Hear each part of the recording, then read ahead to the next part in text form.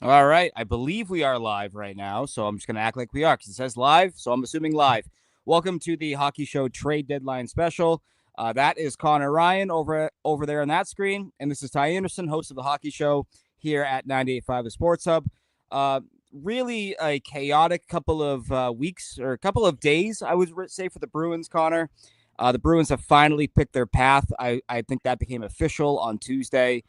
They sent Trent Frederick and Max Jones to Edmonton in exchange for a second round pick, which belonged to the Blues originally in 2025, a fourth round selection in 2026, and defensive prospects Max Wanner.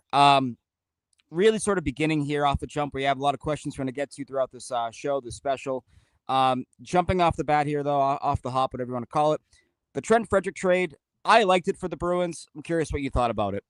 Yeah, I agree, Ty. And I think when you look at the return the Bruins are able to get for a guy like that, I think it's a sign of the state of the market right now. And it has to be a seller's market where you've got, last I looked, I think there's 9 teams in total across the NHL that are within 4 points of a wild card spot. You also have a lot of teams that are desperate just to get into the playoffs the first time in a long time when you'll get Ottawa, Detroit, Columbus, teams like that.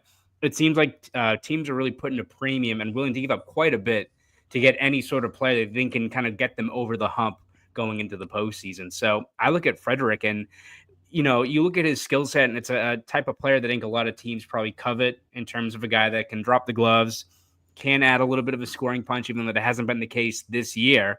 But I think you look at the things working against Frederick in terms of maximizing his value in a trade. The fact that hasn't been the best year for him production wise. The fact that he's injured right now and he might be like a Pat Maroon situation where he's playing 2 or 3 regular season games. You have all those things play into it, along with the fact that he's pretty much a rental. I'm like, all right, what are you getting, like a third round pick for him or something like that? To get a second, and not just like the Oilers second, where it'd be, pretty far down in the draft, to have it be the Blues, where all of a sudden you're looking at like a mid 40s, high 40s, depending on where they end up. I think it's a good move by the Bruins to move on from a guy that clearly I don't think they wanted to give that next contract to, and to get back in the second round for the first time since 2022. In a year where a lot has gone haywire, I think it's a good bit of business for the Bruins.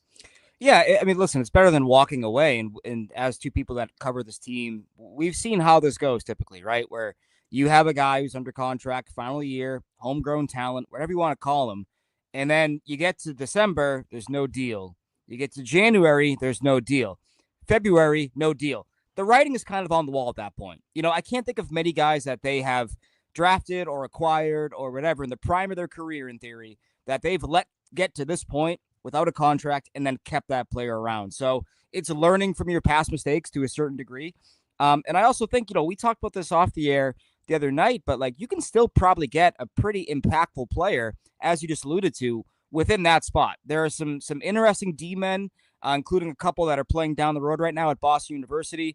A pipeline the Bruins love, especially with Jay Pandolfo running things there, former part of their staff. So could be a guy there.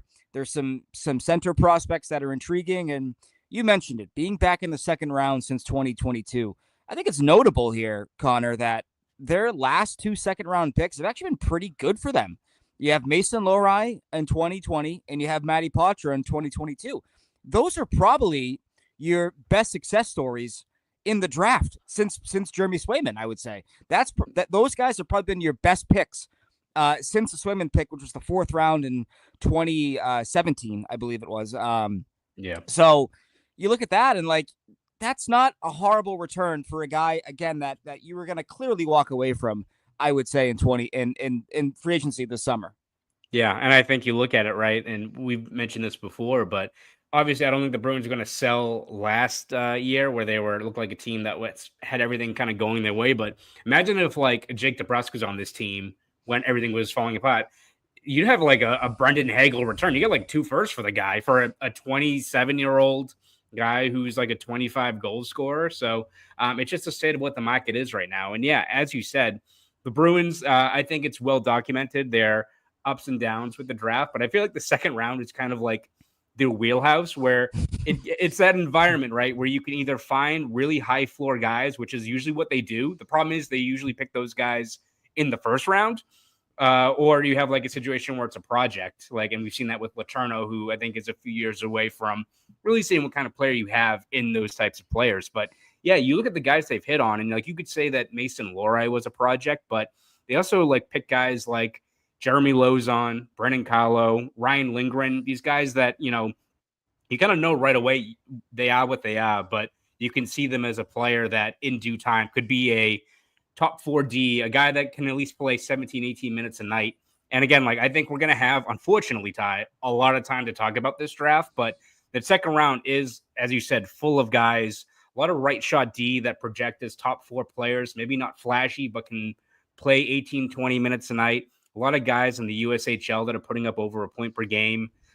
Two-way centermen that, again, maybe aren't top 6 talents, but it could be like your 3C of the future. Like there's a guy like Cole McKinney who's in the National Development Program now. And again, if you're picking that guy 42 overall and he's a 3C, that's good. You will take that for a guy that could carve out that role. If it's, the 8th overall pick and the Bruins say that, or it's Trent Frederick where they draft him in the first round, you're like, yeah, he's a third line player. Okay, how about that little guy, DeBrincat, who's scoring at will, where he is? Like, the first round is where you either have to take those swings or find the higher ceiling, I think. Second round, getting back on there, I think, is key because there should be a lot of options for the Bruins to find a guy that maybe isn't flashy, but 3-4 years down the road, you'd be like, I can pencil that guy into the lineup. Yeah, and the other part of it, too, and you can play this game with every franchise, I know, because teams have had really good picks and really bad picks, but a team like Dallas, a franchise like Dallas, rather, a franchise that I think the Bruins would model themselves after in the sense that Dallas never went into the tank for 5 years in a row getting top 5 picks. They had some help along the way, but it was never strip the studs. We're going down to bare bones. Like, we got to build this thing back up from the ground. You look at the way they've drafted in the second round. You get Jason Robertson. You get Rupe Hintz. You get Logan Stankoven. Like, you got these guys that you've been able to grab in the second round that have really been able to keep that window open. And so the way the Bruins have ignored the second round for short-term fixes, like, that's always kind of bothered me deep down because, like, no, those can be good picks. Nikita Kucherov was a second-round pick. Look at the Carolina Hurricanes right now. Their top-line center and their starting goaltender are both second-round picks. And so there's value to be found there. Bergeron was a second-round pick for the Bruins. Foundation of the Bruins. Yes, a lot of second-round picks. So to get back into there, I think is a massive win for the team, especially for a player who, as you mentioned, we might not see again this regular season. And he's going to give you more on the trade market than he would to your on-ice product this year, clearly. Moving on, some questions here from some readers and viewers and listeners. Big Green Pines 80 or 888 asks, and I'm gonna be honest with you here after we answer this question, but have either of you guys watched much of Jake O'Brien, Anton Frundell, or Caleb Denoise? See, that's the thing. Desnoyer, yeah. I know there's someone up in Quebec who's just like, as I said that, but I haven't because I gotta admit to you guys, I did not enter this season thinking the Bruins would be picking in the top 10, potentially, top 12, whatever you want to call it. Like, I was one of these dummies that said, you know what? They're going to be a hard defense first team. Swayman was great last year. They're going to be a grind team, and they're going to get to the playoffs, and they might go on a deep run, if they stifle teams. I was so wrong. So no, I don't know much about these guys. And now for the next 2 months, it's going to be a crash course in learning their games, learning what's good about them, asking people that I know who cover those leagues or are in those leagues. Because I got to tell you, I don't know much about some of these draft prospects coming up here. Yeah, no, I agree. Starting to get a little bit more familiar with them. It does seem like, and it's funny, people talk about this draft, and we've got a long ways to go, and the draft rankings can change rapidly before we get to the end of June when the draft's in Los Angeles, I believe. But it's funny. They look at this draft, and the consensus seems to be it's not elite high-end talent. Like, there's not going to be in the top 10 7 guys that are top line, franchise players. And it's like, you might have a couple of guys end up being really good 2Cs. Okay, that's fine. I think the Bruins could use that as well. If you're talking about like, a guy like Desnoyer, who's really putting up a lot of points in the queue. There's a guy, Roger McQueen, who's supposed to be in that, I think, 5 to 8 range, 6'5" centerman, has a back injury, which is always a little concerning. So I don't know if that's a guy you roll the dice with, but a really good playmaker. And just, again, I think my top priority for, we're going to talk about the trade deadline, but where this team is and the fact you're probably going to see other pieces get moved before Friday's deadline. I think it's all about seeing how far you can drop. I'm not saying this team's going to outright tank, but I don't know if you've seen the lineup going into today's game against Carolina. Could be pretty ugly, Ty. So I think for the Bruins, yeah, like if you're able to get back into the top 10, and I think there are different tiers, like a guy like O'Brien, I think is viewed as a pretty safe two-way centerman. But if you're able to drop a little bit more, and you get more into McQueen, Frundell, Denoyer, a guy that could be maybe a high-end 2C, I think that can go a long way because it's obviously, I think, the biggest issue with this team moving forward is finding talent down the middle, especially young talent that you can control for a long time. And so even if it's not James Hagens or Macklin Celebrini or someone like that, any player you can look at that you can add to your system that you can lock in down the middle for the next 10 years as a, 1B or a great second line center, you will take right now because you just need talent at that spot. Yeah, and I don't want to fall too far down the draft wormhole here, just because we are focused on the trade deadline. But I look at some of these guys here where they could be picking, and I walk away with one big takeaway: center. You got to get a center. Like, yeah, I understand you can get good value on maybe a right shot D or a left shot D or a winger, but the only way this team is ever going to get a true top 6 center, as you noted, is through the draft. We've played this game now where we're waiting, the great white hope of oh, maybe Alexander Barkov's going to become a free agent. Okay, maybe Leon Draisaitl is going to become a free agent. Maybe Sidney Crosby will go to UFA. 0 for 3. 0 for 3 on those guys actually hitting open market. It shows how difficult it is to get a franchise center on the free agent market. The closest thing the Bruins got is Elias Lindholm, and he's a third line center for your team right now. And maybe that's where he is long term for the Bruins as well. And so I want to sit here right now and I want to say, well, hey, look at Jack Eichel's, a year away. But what are the odds, right? We've been here before. We've seen how this transpires. We've seen how this plays out. It's super rare that those guys actually hit July 1 and you can throw a bag at them. And so I don't want to hitch my wagon to that. So if I'm the Bruins, I'm saying we got to get a center here. It's got to be done. I'm even okay moving up a couple picks if you have to make a trade of some sort to ensure that you get a guy that you want, like that's the biggest thing is don't settle for, a guy who's just there and you're like, we kind of like him. Like, no, if you got a guy, ensure that you get him. Any means necessary. That's how I feel about this team right now. Moving on to the trade deadline. A lot of questions here about Morgan Geekie. So I think we just, instead of going through all of them about Morgan Geekie, we simply say, what should the Bruins do with Morgan Geekie? And is there a price point on an AAV that you look at and go, nope, not doing it. I'm trading him by Friday at 3 p.m. Yeah, I mean, I think that's kind of the overarching theme with the Bruins approach going into the deadline, right, Ty? Because I don't think there's any player that, barring it being the franchise stalwarts, right, the Pastrnak, McAvoy, those guys. I think everyone they're listening in on. It's just what exactly is the offer going to be, and so like for Morgan Geekie, you can make a very compelling argument where this team values what he can bring. Is he a guy that is still better suited as more of a middle 6 player? Sure, but like maybe he's like the next Chris Kunitz and you put him with a legit, playmaker on a top line. He carves out a really great role there.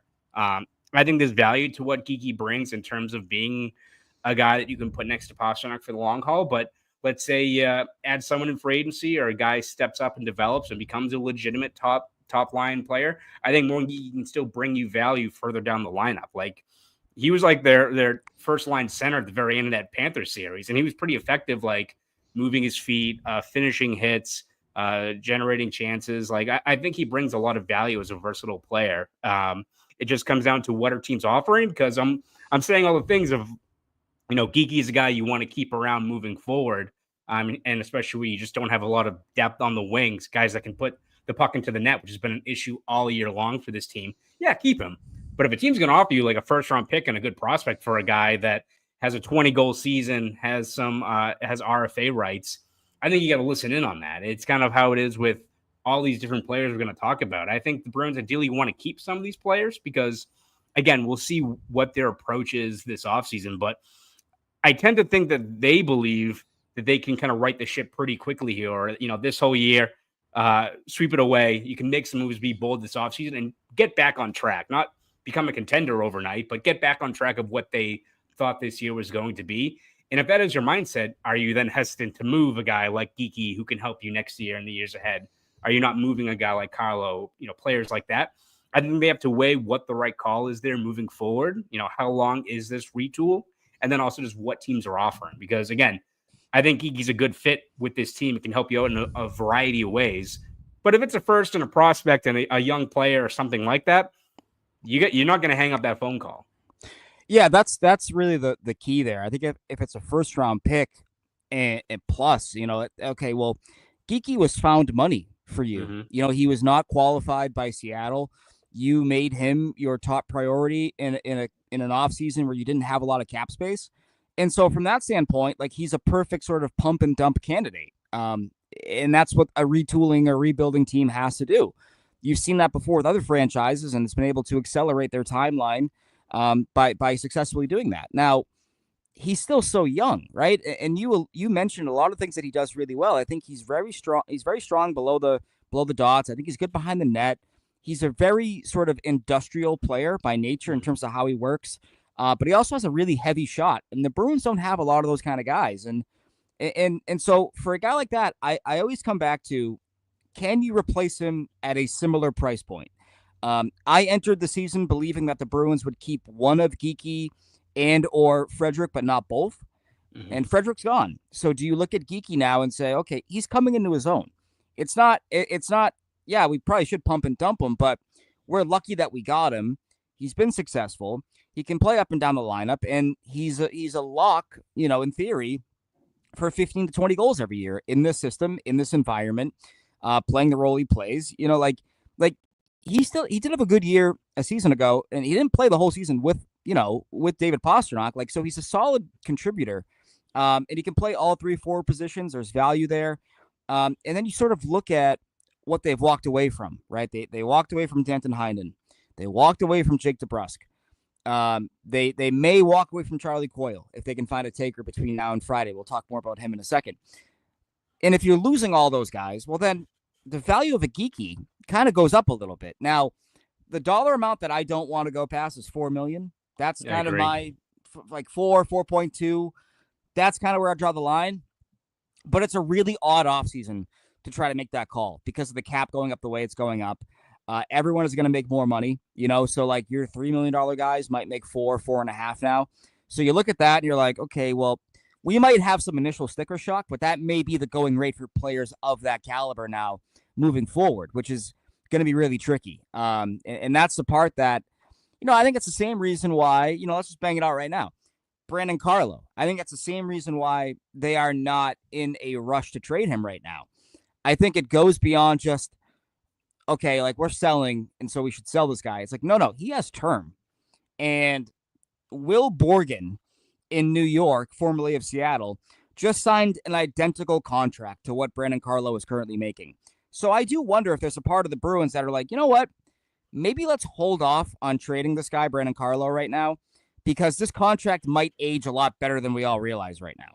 Yeah, I think that has to play into it, right, in terms of not just the security. And we could talk about the hesitancy of moving Kylo because you also just don't have that next right shot D ready to step in, right? Like, you could draft a guy with this second-round pick, and maybe you've got a guy waiting in the wings in a couple of years from now. But if you move Kylo, you have you add yet another thing on the offseason to-do list, and you already got a whole lot of work to do up front in terms of overhauling this roster and really just getting a lot of bloat out of a lot of that middle six grouping right now. So again, if it comes down to the price, what are teams offering? Is it a first plus a player? Is Kylo, I think he'd be kind of the key piece in like a hockey trade, which is like you're moving out a player and getting, a legitimate top six player in return, or, just something to really shake things up. I don't know if you strike that now as opposed to the offseason. Because I think, say what you will about Colin, he hasn't been the strongest year for him. I think also losing Lindholm as his deep partners hurt him quite a bit. But I think there's a lot of teams that view that contract, what he brings, and just the stability he provides on the right side as a pretty coveted asset. So I would maybe check in again in the offseason to see what happens there. But the contract and what he signed to, I think, does play a big part in it, because it does feel like once we get to July 1st, there's going to be a lot of moves and signings where we're like, oh, I don't think that seems like an overpay. Oh, the market is going to kind of correct itself. So again, like if you're the Bruins and all of a sudden, you look at the top, wingers out on the market this year, and the Bruins like, we need scoring punch. Let's get Brock Besser. Oh my God, he's going for 8.8. Oh God, like you have to contend with those kinds of things now. It's funny now, like a guy like Jake DeBrusk is making what, just around 5, and if he hit the market this year for a guy that is very inconsistent but can give you 25 goals, he's probably getting like 7.5, 8 million, which is crazy. Yeah, and this was the market. This was the projected jump that a lot of agents that I had talked to were kind of, they were licking their lips, or they were saying, man, I wish my client was hitting the market this year versus last year or 2 years ago. And you talk to players and they sort of say the same thing off the record. It's like, this is a time for a lot of guys to cash in. So this might be kind of a bad offseason in terms of like when the NBA cap exploded and guys like Timothy Mozgov were getting all that big money. Like you might see some sort of similarities here between what happened then in the NBA and what's going to happen in 2025 with NHL players. And also something to consider with Brandon Carlo too. The right shot D market, not that deep. Really not that deep. You have Neil Pionk, and then it kind of just craters after that. You have Aaron Ekblad. The Bruins aren't going to get in that market. So once you get beyond that, it's Brent Burns, who's 40 years old. David Savard, who's like probably going to like has not been really that good in the last year or so, but like it's probably in this market. Some team will give him like $4 million. So it's like, would you rather have a 34-year-old David Savard who like should probably at this stage of his career just be like a third pairing guy to replace Carlo, who's making 4.1 million and is the better player? Like you have to contend with that in terms of just the way the market is really going to spike these next couple of years. Yeah, 100%. And that is the challenge for this team right now. Like they don't want to go full scorched earth rebuild. They do not want to go beyond, one step backward to take 2 or 3 steps forward. So you have to be measured in terms of how you do that, right? I understand. Listen, as someone who follows this team and has watched 60-something games now of just absolute, unbelievably boring, bad hockey, I get the desire to rip it all away, just go. But you still have to ice a team, right? You have to have a future that you're feeling comfortable about. And I thought your point was a great one. I think that Brandon Carlo is a guy that you trade in a hockey trade. You trade him to bring in somebody that you can't sign on the free agent market. Like, I don't want to poke this hornet's nest too much because I still think it's all completely fictional. But Brady Tkachuk, you tell Ottawa, hey, we don't have like a Brady Tkachuk replacement, but we'll give you a steady right shot, top 4 penalty killing D, like who makes only $4 million. All of a sudden that trade, like you're getting a little bit closer, to making that kind of trade. You're not halfway there, but you're getting a little bit closer. It's a piece. Right? And it's the same with like a team like Columbus. Like that's a team that has a lot of young talent, both down the middle and on the wings. They're not going to be able to sign all of them. But if that's a team that is ascending, and the one thing that I think they're missing is probably just some stability and a veteran guy, a 28-year-old player that's played a lot of playoff games in his career, that could be a piece that, I'm not going to name names, but you look at Columbus, they've got a lot of guys that are really young, really productive, and really fit a need here. I think that's what the Bruins are trying to acquire, whether it be at the deadline, which seems less likely, or in the offseason. It's the 23 to 26-year-old players that have shown potential, but they think they can maximize them as part of that next core when you already have that foundation in place with the Pasternaks and McAvoys, what have you. Bruins Breakdown asked, is the trade deadline a failure if the team doesn't move? We already talked about Carlo, but Coyle and or Marchand for their speculated returns. We haven't talked too much about Charlie Coyle. Ultimately, this is a guy I think that 33. You got what you're going to get. I think you got the best out of him a year ago. It would make sense to see what the market is there and see if somebody wants to give you something for him. He is a player, though, that depending on what you do elsewhere, is the market good enough to warrant trading him and creating that kind of void, so to speak, in your locker room? I would do it, but I'm not doing it just for the sake of doing it, if that makes sense. Like I would like a 2nd-round pick. I would like maybe a younger roster player as well. Not a perfect player, I understand that, but like you look at the market, like New Jersey, I could see being a fit for a guy like that. Right now they have Eric Holla as their 3rd-line center. He hasn't scored in like forever, I'm pretty sure. Yeah. Colorado, I think, has needs both down the middle and on the wing. He could make sense there.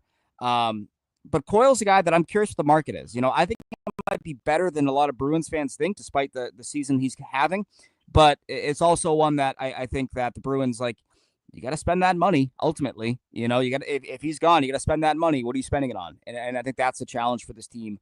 But he's a guy that I would listen on if I'm the Bruins.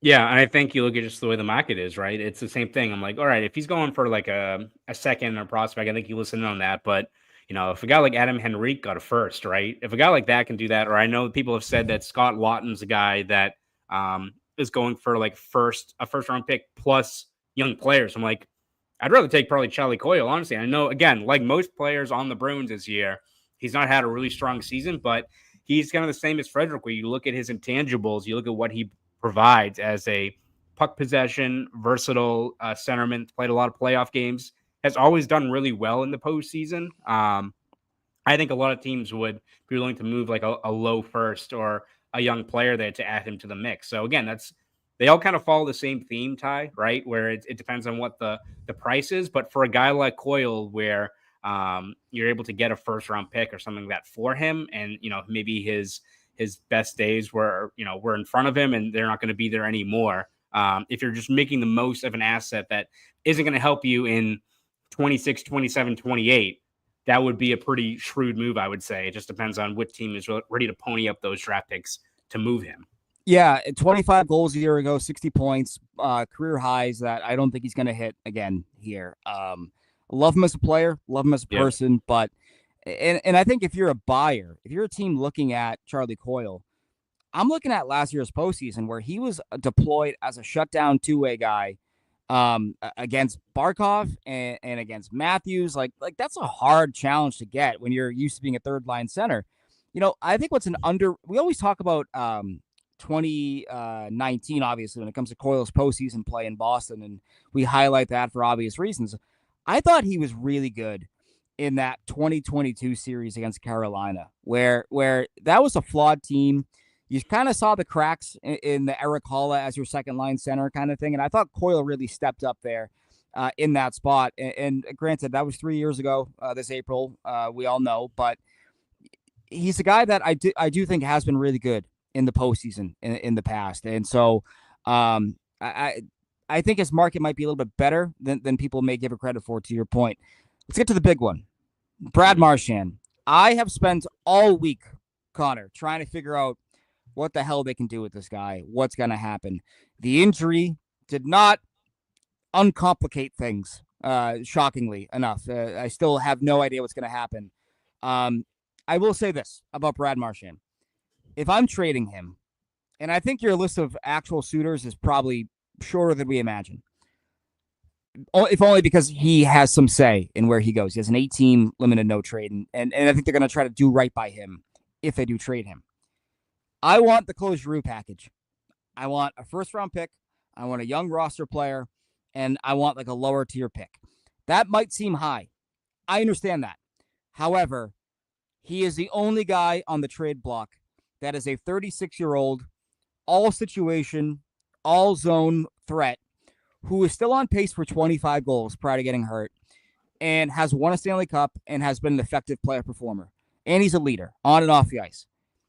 I'm driving a hard price because I think the Bruins in this market, as we've talked about again and again, I think they can. That's where that price point starts for me. A first-round pick and a young roster player.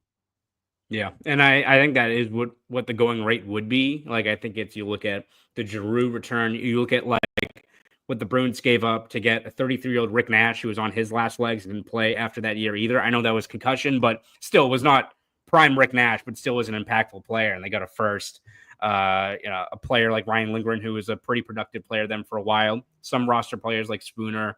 And yeah, we'll see how it all kind of plays out. I know Chris Johnston of The Athletic mentioned literally 10 minutes ago that the Bruins are still open to potentially trading Marchand. Still working on a contract, but they are still open to it. So I think there's not going to be an issue as to the return, right? Like if you're trading him to Colorado, they don't have that first, but they've got that Callum Ritchie, who's I think their best. So they need another Ritchie. He's not related to them, but 20-year-old legit top 6 center potential. Like, they've got guys that can give up.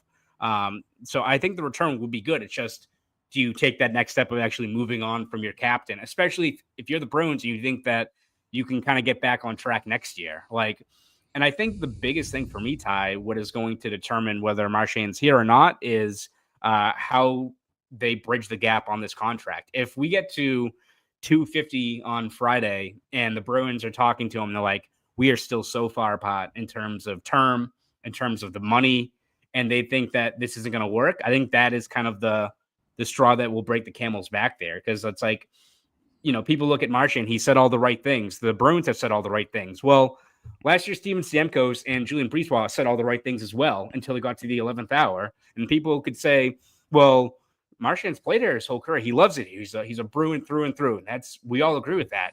He would never, just leave in free agency to get security and get what he thinks he deserves, which is absolutely his right. Well, Steven Stamkos did. So it's like, if you really are really far apart, and I don't think the Bruins are in a spot where, if this was like a Bergeron-esque deal, it would have been signed months ago. So if you really don't think that you're not going to come to terms on this deal, or you're not comfortable with what you're going to give him, if it's 3 years, $6 million or so per year, and the Bruins are like, we got to use that money to really kind of reshuffle the rest of this lineup. We could use that extra $4.5 million. If that is really the thing that is holding things up, that could, I think, spur the Bruins to make that deal, because I think they know they're going to get a pretty good return for him. It's just they'd ideally like to keep him, but like to keep him at 3 years, $3 million per year. And if that's what's holding it up, then I think you could see a trade.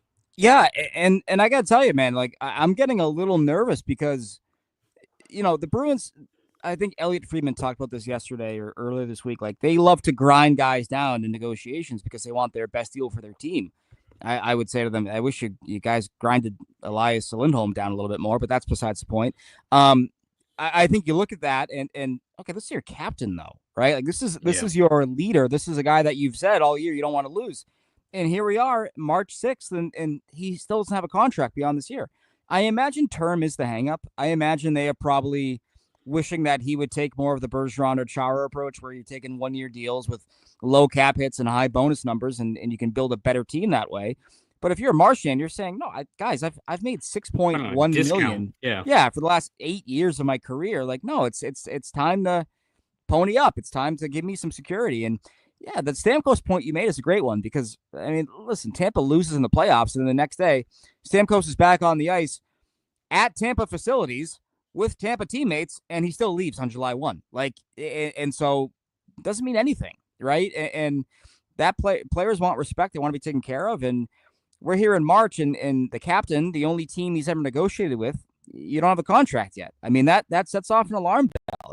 I think it has to, if we're being realistic about this team and how they've done things in the past. And not everyone is Bergeron. Not everyone is Chara. And I feel like the Bruins have learned that the hard way these last few seasons now, where guys are not taking less money. Guys are not saying, oh, yeah, I'll toe the company line. Like, no, they want theirs. And, I think that's what's been a bit of maybe a culture shock to the front office at times when it comes to Marchand. But I think it's best for the franchise that you trade him. Again, I go back to what I said earlier, though. You got to replace that guy. Do you trust the Bruins to find somebody who plays all situations, can be a leader, and can score 25 to 30 goals still, like 60 points? Do you trust them to do that? They haven't done that successfully, really, in this franchise's recent history under this leadership regime. The best free agents they found are probably Craig Smith and Morgan Geekie. Like, yeah, they don't have a great eye for high end talent. And Marchand at 36, I know he's not perfect. He's still a high end player for this team.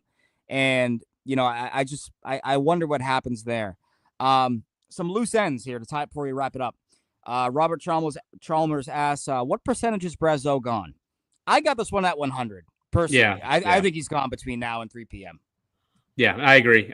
What the return is, if it was a few months ago, you'd be like looking, are you getting like a low third or four? I think it's probably more realistic that's dropping now, because Brazeau just hasn't really found his game over the last couple of months. But for a team that has a lot of draft capital and could, give up a fourth or a fifth, worth taking a flyer on a guy that, size is size, 6'6", good around the net front.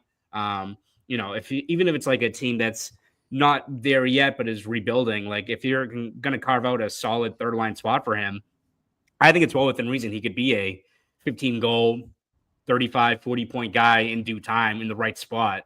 So if that means a fourth round pick, yeah, I would put that at 100 that I think he's moved on from. Yeah, I think you sort of have to. A team I would look at with Brazeau, because he's cheap money, because he's affordable. I would look at the LA Kings. Their power play has been wretched this year. You look at their winger situation; they could easily slide him in and not lose much. Again, the price would be low. I think at this point you're probably looking at a return comparable to the Pat Maroon trade, where it was a 6th-round pick, but if he played in the playoff game, became a 5th. So if you can replace that pick, if you're the Bruins, like that's probably a win. It's another situation where it's found money, getting anything for a guy that you signed to an AHL contract, and then, turned into something, I think would be a win. But yeah, no, his value has cratered. I entered the year thinking if the Bruins have to sell and they do make some trades, that Justin Brazeau, based on how he finished a year ago, could net you something similar to the Anthony Mantha trade that the Caps made a year ago, where they got, I believe it was a 3rd-round pick, a 3rd and a 5th, I want to say, for Anthony Mantha from Vegas, and that's not going to happen. You're going to be lucky to get a 5th in this trade now, and so, but I do think he is gone. I don't think that that they are going to keep him around, because clearly his game is cratered, and when you're calling up Patrick Brown and Riley Tufte and Vinny Lettieri, not a knock on those guys, but kind of an indictment against what you're getting or not getting out of Justin Brazeau. Another guy that we didn't get to, but is an interesting trade candidate. Michael Sullivan asked about Korpisalo, the odds of him being traded. This is something I would do yesterday. I don't even care what it is. I think the cap relief is the best thing you can get by getting out of the Korpisalo contract. I know Swayman has been miserable at times this year. He's had really good pockets that have been completely undone by just total clunkers. But I would get rid of Korpisalo immediately, because you're not playing him enough to warrant having $3 million sitting on your bench every 3 out of 4 games, whatever it's been this season at this current rate. Yeah, I think cap flexibility has to be the priority for this team, especially moving forward. And if you're able to find a way to have a team take on that contract, which again, it's not great to have it on the books, but also with the cap ceiling spiking moving forward, a team could have some use for him, where he's, again, not going to be playing once every 2.5 weeks like he is with the Bruins. So again, just tossing out, like, I know he was with Columbus before, but that's a team that if you pair him with Merzlikins and just adds a little bit more stability with that group, it would make a lot of sense. I think a guy like Korpisalo fits in with a team that just needs a little bit more stability. I'm not saying he's going to be the number one. I'm not saying you're going to send him to the Oilers and all of a sudden he's going to win the Conn Smythe, which that'd be par for the course for the Bruins this year. It's just trading the guy and then he just goes off. Would not be surprised, but I think the cap spiking helps out the Bruins in a lot of ways, whether it's the key guys they already have signed long-term with those contracts should age well, but it also maybe lessens some of these contracts that you look at Korpisalo when he was acquired in June being like, well, he's going to be here for the next couple of years. I'm not moving that deal. Becomes a little bit more palatable with the cap flexibility, and I think every team just needs goaltending across the league. Yeah, I mean, there's no way that they would acquire Korpisalo and say, yeah, we're going to have 4 years of a backup at $3 million. I can't imagine that being their long-term play. Do they abandon ship this early? That is his own question. I understand, but I would totally do this. I just would. I don't even care about the return. He's been good for you. He has been great. He's been good for you. That's enough. That's enough for a win. Don't tempt the gods and have him go back to being an 850 goaltender. Like, no, just get something for him. I don't care what it is. He was the throw-in. You effectively bought a first-round pick when you got him from the Senators. That's a big. I think you should have gotten more for taking on that contract. But if you have any sort of out to get out of that contract, I do it. And a big reason, Connor, is that Michael DiPietro, a free agent at the end of the year, has a 928 down in Providence. I don't know if he's good. I don't know if he's good. However, they're not playing Korpisalo. And so if you have, 5 or 6 games to give to your backup down the stretch, why don't we give it to the guy who's 25 years old and has been lighting it up in the AHL and was an AHL All-Star, and we can just find out what we have here. We can see, is this a goalie for the future? The Bruins have always said, they kind of have PTSD, in my opinion, from that 2014-15 season where they had Nicholas Svedberg as the backup without any prior NHL experience, and they said, okay, well, he was good, so he's going to be good. It's not always the case. If you have an opportunity here to get 5 or 6 games, of DiPietro and just find out, right? Like that can go a long way. And that is the challenge, in my opinion, for this team, is that they haven't rebuilt or retooled in so long that they're not used to having, consequence-free, so to speak, games, right? Like you're not battling for a playoff spot anymore. So you got to use these games as free samples to find out what you have in your pipeline and in your future. And when you have a goalie coach like Bob Essenza, I mean, if you can build up a 25-year-old kid and have him be something at league minimum, that can go a long way. Yeah, no, absolutely. And I think it all just comes down to asset management, right? And making the most of, again, found money or found players. And if a guy like DiPietro can step into a role here and impress, and all of a sudden he's your backup moving forward, making less than Korpisalo, pushing Swayman, which I think is also a big part of it, of having someone that could, make a push if needed. And if he is the next up and coming goalie, great. You either keep him long term or you then flip him once his value is spiked and you're able to get more returns for him, right? Like, I'd rather you see what you can get out of a guy like DiPietro and go down that rabbit hole as opposed to sticking with Korpisalo, who I think, as you said, has been solid, but he is what he is and the contract is what it is. And like, I think right now where this team is, you need all the cap space you can get. I'm not saying this team is going on July 1st throwing the bag at Rantanen and Besser and Ehlers and all those guys. But whether it's accruing, that's a big market tease for the next episode, man. I know. I'm sorry to lay it all out there, but whether it's maximizing cap space, whether it's accruing first round picks, the Bruins, like, I can't do the crystal ball as to where they're going to be on September when they break camp. But the Bruins need as many options as possible, whether it's through the cap, through first round picks. If you're able to get one or two more, you either use those picks, maybe you swap them in a deal to get NHL talent to help you right now. The Bruins, just where they are, they have so much work to do in terms of just getting back on track and just filling out their roster. Like, they're ahead of some of these other teams that, they've got a 60-goal scorer in Pastrnak. They've got McAvoy. They've got Lindholm, and those guys should benefit from, an offseason where they can rest up. Jeremy Swayman has not had a good year, but we see what his potential could be. Like, they've got the skeleton in place. You just have to build out more and more of it. And I think the more cap space you free up, the more draft picks you accrue, whether that's adding young talent or flipping those, it gives you just more options to really kind of augment what you have working with. Because this, as you said, this team right now ain't cutting it. Not fun to watch. Ready to move on to the offseason. Last but not least, you wrote about this for Boston.com, so I wanted to ask you about it. And also KG in the replies asked about it.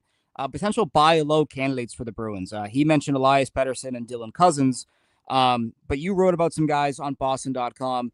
Is that an opportunity here for the Bruins, in your opinion, to really sort of take advantage of the market, but also tackle the things we're talking about, inject some energy, some speed, some excitement for the future, some scoring, just anything to kind of change the narrative between now and Game 82 and what projects to be a very busy offseason for this team? Yeah, I think the Bruins are obviously looking at selling. They're not looking at getting rentals or anything like that. But if the opportunity does arise where you're able to get a buy low player, like if the Bruins are going to right the ship this offseason and at least get back on track, it's not going to be just through covering, the holes of a ship with duct tape, right? Like, it's not just through free agency of just spending your way out of things. That's what bad teams do to fall further into the pit. So I think for the Bruins, you have to strike some of the kind of like the moves that the Capitals did, right? Where they overhauled a lot of their roster, but they also either took the risk on buy low candidates or players that had more to give in a new spot. So you look at, like, Utah has Matthias Maselli, who the Bruins should get anyway because he looks just like Ty Anderson. But come on. He's a guy. No, I swear to God, everyone has to look up the photo of this guy. It is uncanny.